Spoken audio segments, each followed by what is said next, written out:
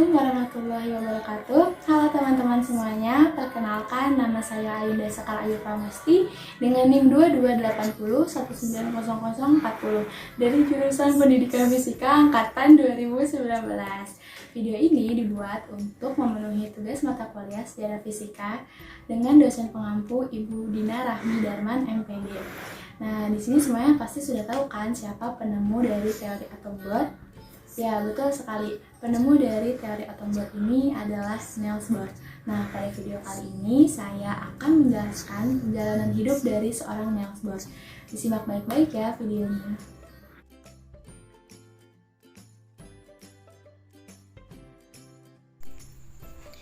Niels Hendrik David, atau lebih dikenal dengan sebutan Niels Bohr.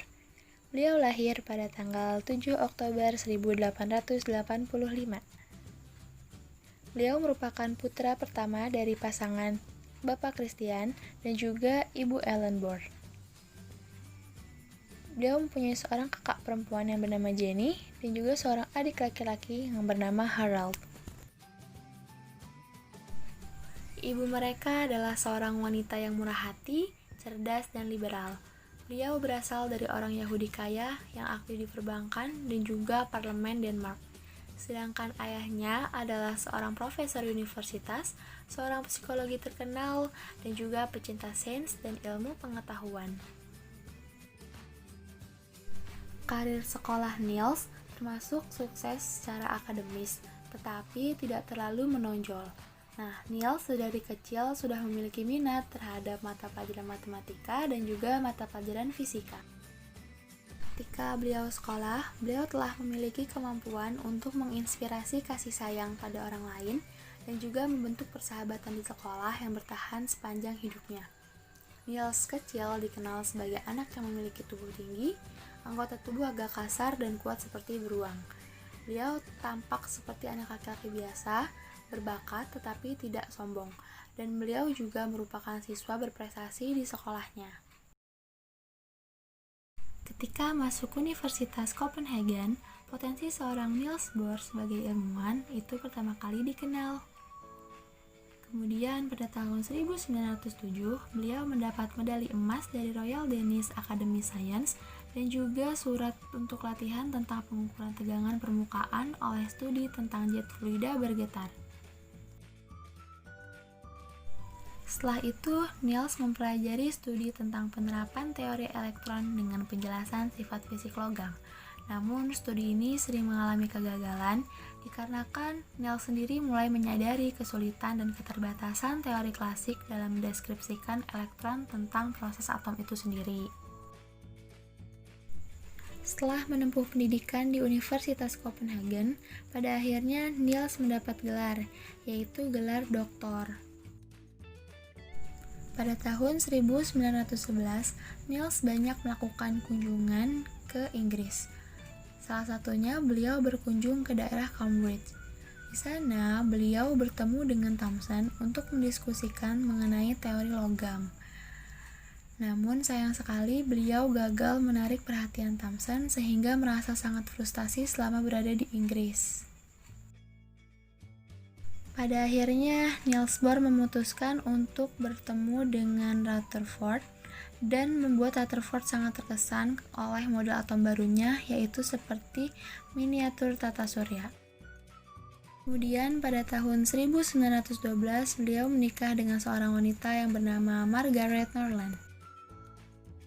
Sebulan setelah menikah, Niels Bohr bertemu kembali dengan Rutherford.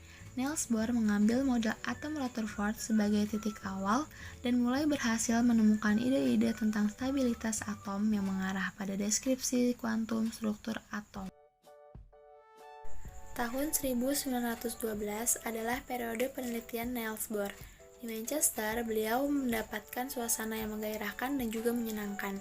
Selama periode penelitian yang hampir berkelanjutan, beliau berkontribusi penting dalam fisika atom. Yang pertama adalah memperjelas transformasi radioaktif. Beliau juga orang pertama yang mengenali dasar isotop nuklir, dan juga beliau yang mengembangkan teori kehilangan energi alfa partikel. Karena dirasa memiliki kesamaan secara ilmiah dengan Rutherford, maka Niels Bohr memutuskan untuk berkolaborasi bersama Rutherford. Kolaborasi mereka adalah satu dari yang paling cemerlang, subur, dan beruntung dalam sejarah sains. Pada tahun 1918, beliau berhasil menerbitkan makalah yang berjudul On the Quantum Theory of Line Spectra. Di tahun 1919, Niels Bohr terus menerbitkan makalahnya di bidang fisika atom, dan beliau berhasil menerbitkan makalah yang berjudul The Quantum Postulate and the Recent Development from Ehrenfest to Schrödinger, yang dipresentasikan pada konferensi untuk memperingati 100 tahun kematian Volta yang diadakan di Como pada bulan September 1927. Ketika tahun 1920, Niels Bohr bertemu dengan Albert Einstein untuk berdiskusi mengenai relativitas dan mekanika kuantum.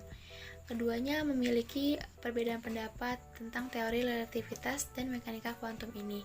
Masing-masing dari mereka mencoba untuk meyakinkan yang lain dengan argumen yang cerdik dan juga logis.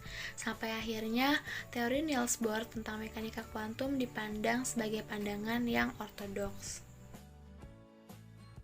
Kemudian di tahun 1945, Niels Bohr kembali ke Copenhagen untuk menjadi guru yang terhormat dan mencoba menjadi perangsang generasi baru fisikawan.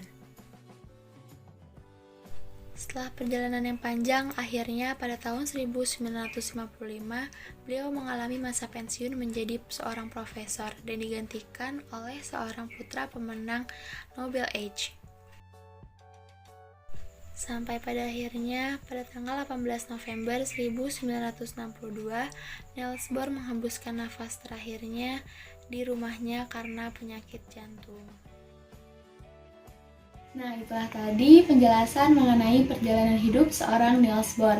Nah, ada hikmah yang dapat kita ambil dari seorang Niels Bohr, yaitu kerja kerasnya dalam menemukan sebuah teori sampai harus pindah ke negara-negara, dan juga sikap kepribadiannya dia yang tulus kepada orang lain itu perlu kita tiru. Semoga saja sifat yang baik yang ada pada beliau dapat kita jadikan teladan. Nah, sekian video dari saya, kurang lebihnya mohon maaf. Terima kasih. Wassalamualaikum warahmatullahi wabarakatuh.